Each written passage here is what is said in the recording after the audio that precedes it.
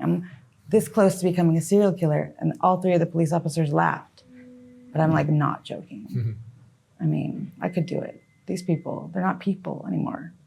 And that sucks. So your story is interesting because you lived a square life, right? Yeah, you know, I grew up sheltered by my mom. I mean, she told me about everything. We grew up in Boyle Heights, both of us did. And she was always, she taught me that if you take care of your community, it'll take care of you. And so I treat homeless people just like I treat rich people. I give them conversations. I'm kind to them. If I have a cigarette, they get one, whatever. And thank God I did that because my landlord didn't take very kindly to me being sweet to homeless people. And he gave me an illegal eviction with no eviction papers. He threw all of my belongings to the U-Haul company, said, deal with it at your discretion. And he played dumb about the whole thing when I told him that I'm staying on 6th in town. Like, were you behind on your rent? I owe him 30 grand in back due rent payments. And he was being that'll very— get you kicked out, right? No, he wasn't about to kick me out because he wanted the money, but I signed up for the renters relief program through the Housing is Key. It's like LA City started a program to help people not only pay back their rent, but like find jobs and, you know, become contributing members to society once again. So now you're homeless. Now I'm homeless. I'm in a tent. I have 6 cats. I had 17 when I got evicted, but that's still not the reason that he booted me out because he didn't know how many cats I had. Yeah, but you were a cat lady without paying your rent. Well, you know, I've always kind of survived off of donations since I lost my job because I used to be the personal assistant of like a Hollywood ghostwriter, but he got COVID at the beginning of all this and fired his whole staff, his whole production crew. So that's how I ended up downtown in a loft apartment. And the owner of the building was really kind to me in the beginning, but he just really thinks he's above homeless people, or he just doesn't see that they're like human too. I think that's common. I'm not sure what the deal is with him, but he just really looks down on everybody that's less fortunate than him. But not everyone can own an entire apartment building and a nice home in Pasadena. Like, sorry, guy, or whatever. I don't understand how anyone could be so heartless. We're all humans, we're all people. And I didn't understand. I thought I understood before because I, you know, been around tents, but I couldn't get out of the police officer's way fast enough the other day. And the sanitation workers stopped me to give me cat calls, take down my phone number, and like tell me that they wanted to bring me inside and marry me. And then they wouldn't help me carry my things around the corner, and the police wouldn't let me take them. And I felt like an animal with a date on my hide, you know? Like ready, just waiting for the fucking gas chamber. It was completely dehumanizing. And I really thought that I had a deep understanding of it, but like, I just had to walk around my old neighborhood where my apartment had been to just feel like me again. Because I didn't feel human anymore. I'm sorry for existing in your space, officer. I used to work for the city of Los Angeles. I was an administrative assistant for like 7 years. Basically the office girl making coffee and copies, whatever. They were my coworkers, the LAPD. And here they are telling me to stand back. Stand back or what? What do you... I don't know. It unsettled me in a way that I wasn't ready for. Because unfortunately, I love all people, even the cops, you know? We're all the same thing. And I don't know how some people forget that. So you've lived both sides. You've yeah. had a normal, functional life, right? I used to own a house. I've been a taxpayer, total contributing member of society. And now you're homeless living in a tent on Skid Now I'm Row. like a thing in a tent. Well, tarp against the fence because the cops threw my tent away. What's your drug? I like crystal. So tell me the difference in how society treats you from both sides of the fence. Well, I mean, as a meth user, you know, they always kind of have treated me like, ooh, can you not? Like, that's just buy some Coke, okay? Be sociable in an acceptable way. But other than... Are meth users looked down on? I think that... More than a crack addict or cocaine? for some reason, there is a really negative association with meth users, and It's a cheap drug.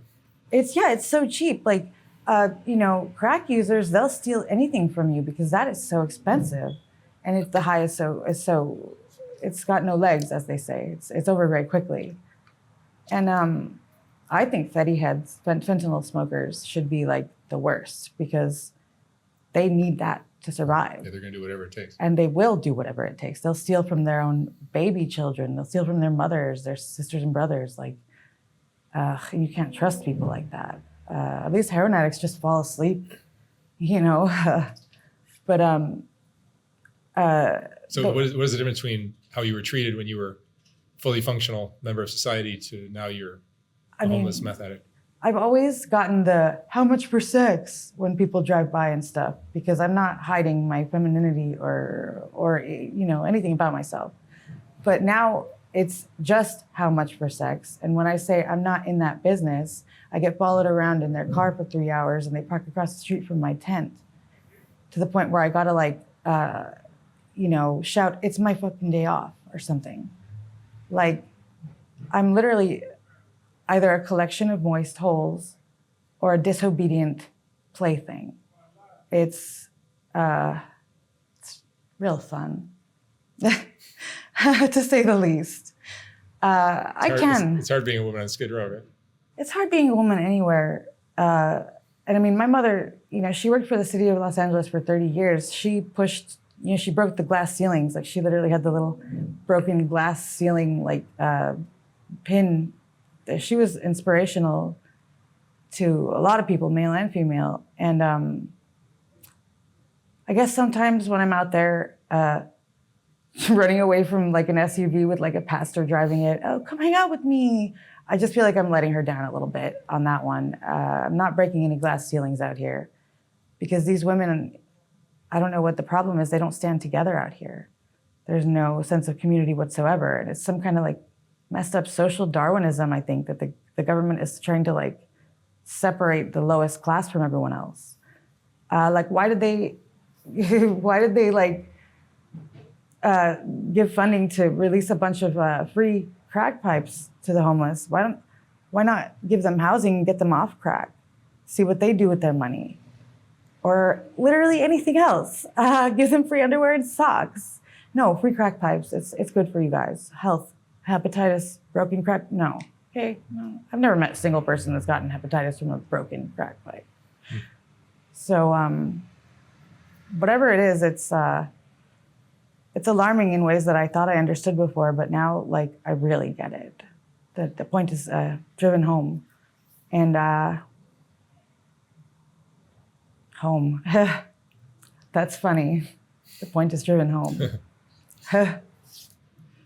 How is your mental state since you've been here? Since you've been homeless?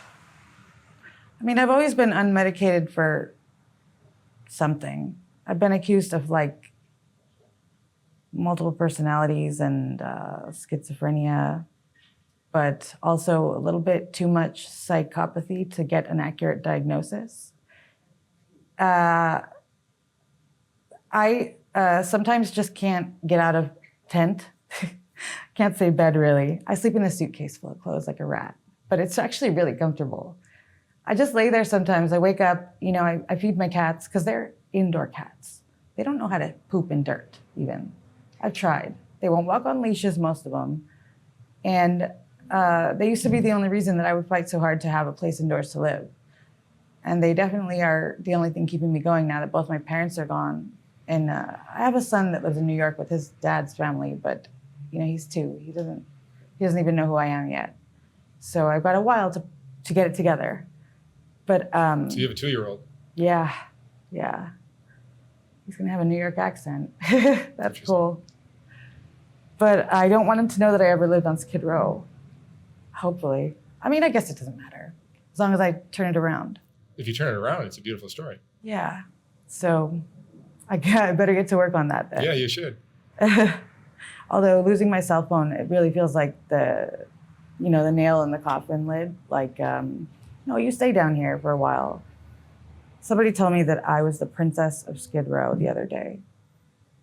I didn't take it as a compliment. I still don't. I'm not here on vacation from my life. I'm here because I had nowhere else to go, no more favors to call in, no more friends to help me. What do you think most people that have no experience with this lifestyle and this community here, or the homeless life, don't understand about your situation? They don't understand that. I've heard a lot of people say that we choose to be out here. We'd rather be out here than any. That's not true in my experience. I've met people out here with PhDs, like in mathematics and stuff. People who are out here because, like, you know, their spouses or other family members died and like they just lost hope. And the choice was clear, like either, you know, attempt to commit suicide or just drift around on the streets until the nature did the job. It seems like mental health is what's really behind it all. That's such a big issue out here. I see so many raving, screaming, actual literal lunatics. And it does provide a bit of comfort knowing that there are people around me who have it much, much worse. Like they have no control over their facilities because they should be either medicated or cared for by someone. And that's another thing that keeps me, you know, chin up is at least I'm in here somewhere. Mm-hmm. One of us is anyway, right? And drugs have always been in your life, or is that something that came around late? Yeah, I started like cocaine around 16. My mom used to buy us beers when I was 13, said, just drink them here. Don't go party somewhere else where I can't make sure you're good. And I guess that was like good and bad. Did that kind of open the door for other things to happen? Well, yeah, I mean, you know, it made it like, it wasn't, we weren't going to get in trouble. It wasn't forbidden. Like the first time I accidentally tried meth, you know, I wasn't scared to tell my mom, like, oh my God, Mom, I'm dying. What am I going to do? She's like, you're not going to die. Just come home. We'll figure it out. I did almost die the first time I tried meth too. So your mom had a very relaxed attitude about it. Yeah. Which I'm glad that she taught me these things. I'm glad I'm not out here learning them, you know, on my own, making my own mistakes. I did learn a lot from her mistakes. But I mean, I wouldn't have changed anything she did. Because I know that there's kids out there who had very strict upbringings and. Oh yeah.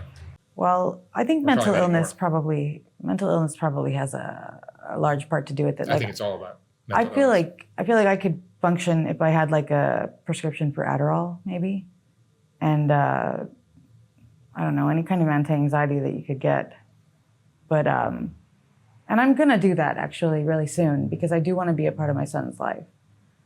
But I guess once I started living in a tent, why not meth?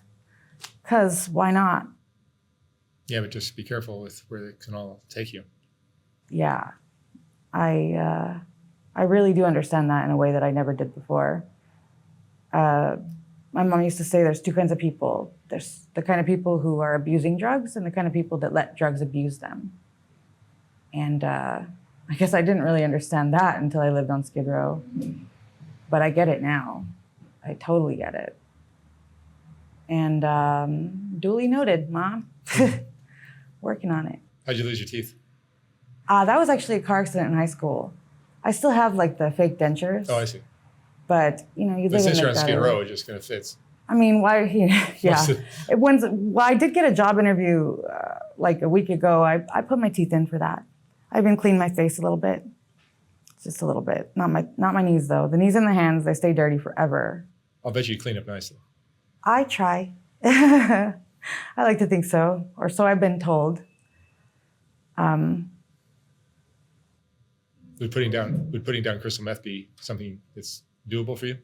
I have quit cold turkey twice because I accidentally started in high school. Here's a question I'm curious about. Is crystal meth easier to get off of than some of the other drugs? For sure. Like crack or heroin? I actually helped my mother quit crack one time because she smoked. She used it for 30 years or something. I had enough of adult babysitting, and I asked her, would you be willing to quit? I'll help you. She said, I don't want to, but I will. That was inspirational, but I've helped almost like 25 of my friends quit several different substances, 3 of which were attempted fentanyl quitters, and only one of them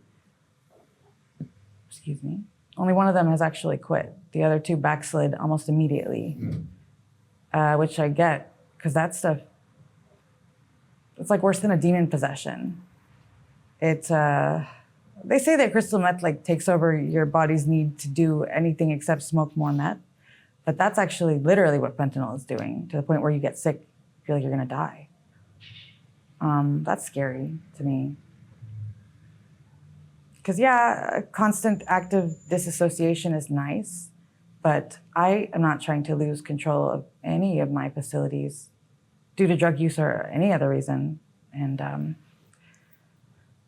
I hope that those fentanyl users can figure it out, because it's heavy shit.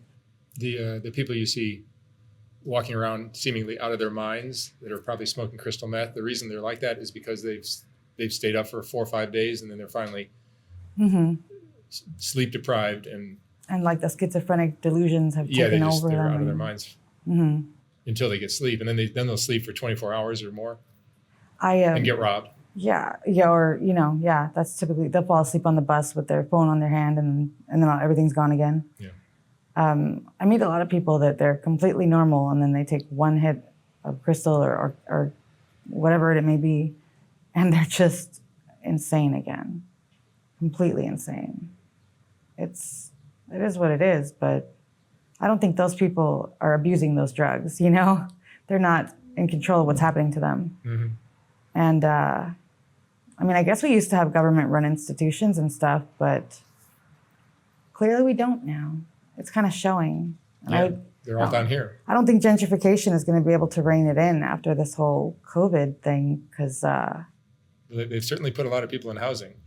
Not enough, though. If you look at all the empty buildings, just in downtown alone, there's a lot of them. Because when I used to live inside, me and my friends would break into the abandoned old buildings to take pictures and stuff. Most of them are empty right now. Like over half of the ones you can see. Or it'll be like a business at the street level, and then the whole thing above is empty apartments and shit, or empty factory space that could be turned easily into loft apartments. So tell me about living on Skid Row. I mean, it's not an easy life, right? For a woman, especially. For a woman, it's particularly difficult. But there are moments of, I guess, not suckiness. No, it's really difficult. It's so easy to just completely get mixed into all of the filth and forget that you're even a person, a human. Like I have to walk around the streets where my old apartment used to be just to kind of keep myself tethered to like me, because between the offers of free drugs in exchange for sex, the offers to be kept, I can make your life so much better out here. I'm not here to get comfortable. I'm not here to date anyone. I'm not here to enjoy the romance of my life. I'm here because I had nowhere else to go and no other options. Do the men try to own the women? Absolutely. Well, they act like they do already. Yeah. This guy the other day walked into my tent, kissed me on the forehead, called me his baby girl, gave me like a handful of presents, started telling me, don't say that, or like, be quiet.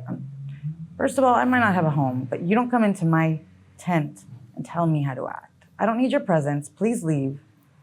And then he started in on me about, he was just trying to tear me down any which way, but I know who I am and what I'm about. I might have my moments of doubt or just depression, but it's going to be pretty difficult to break me, because partially my mother, she made sure that I knew my worth and like my value no matter where I was or what I was doing. And,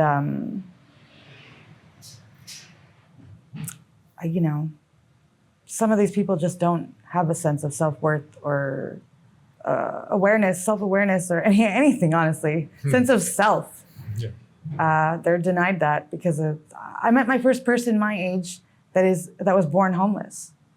I'm 34, and he's like maybe 2 years younger than me. He was born in a tent. He was born in a tent. Wow. And he has a kid, also born out here. Like, it's generational now. that just seems wrong to me. Yeah. I think housing should and could be a basic human right. I don't understand how we can call ourselves a civilization if we don't at least try to help the lowest members.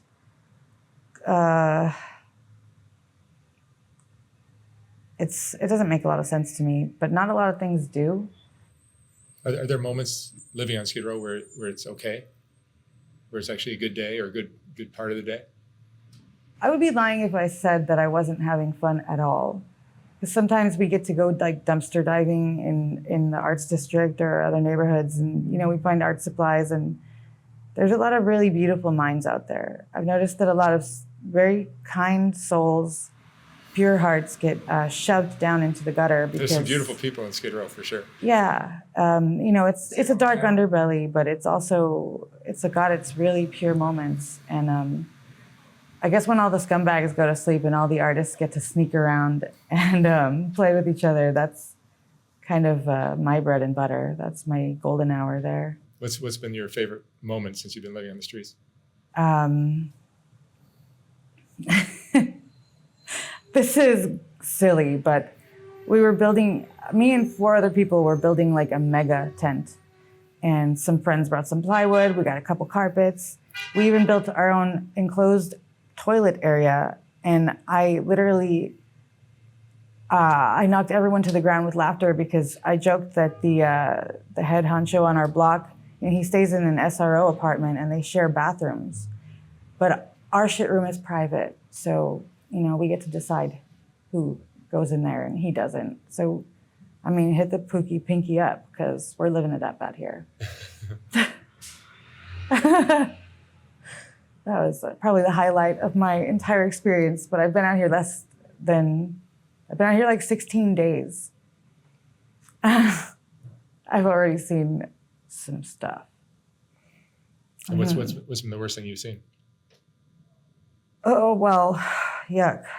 Other than roadkill rats and total lack of humanity towards, like, no goodwill towards your fellow man. Mm-hmm. I saw these 3 dudes, beating up on like a clearly very mentally fractured, what appeared to be prostitute lady. And she's kind of like older too. And I guess she stole some food from their camp. I wasn't gonna get involved because that's a death sentence. But I did give her some food when they were done, but I just it made me wish first it made me feel like I had no voice, and then it made me wish I don't know, that I wasn't human. Because I've always related better to animals. I like animals because the only other things they hurt are the things they need to eat to survive or whatever. Humans love hurting shit. It's weird. It's confusing. I don't see how I fit into that. I like to help people. I like it. It makes me feel nice. Helping anyone for any reason, and it's usually seen as like a weakness, kindness out here. That's taken advantage of down here. Absolutely. I get it all the time. I bet. But all I can do is just what I know how to do. And hopefully one day it turns out for the best, I guess.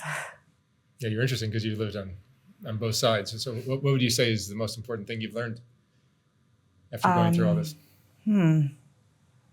Count your blessings for sure. And just embrace yourself. Or let yourself be you, and don't forget where you come from. Take care of your city, because if you do, it'll take care of you. Just breathe. One breath at a time sometimes is as fast as I can take it, because it's overwhelming. And also simultaneously underwhelming. All right, Kat. Thank you so much for sharing your story. Thank you. I wish you the best of luck.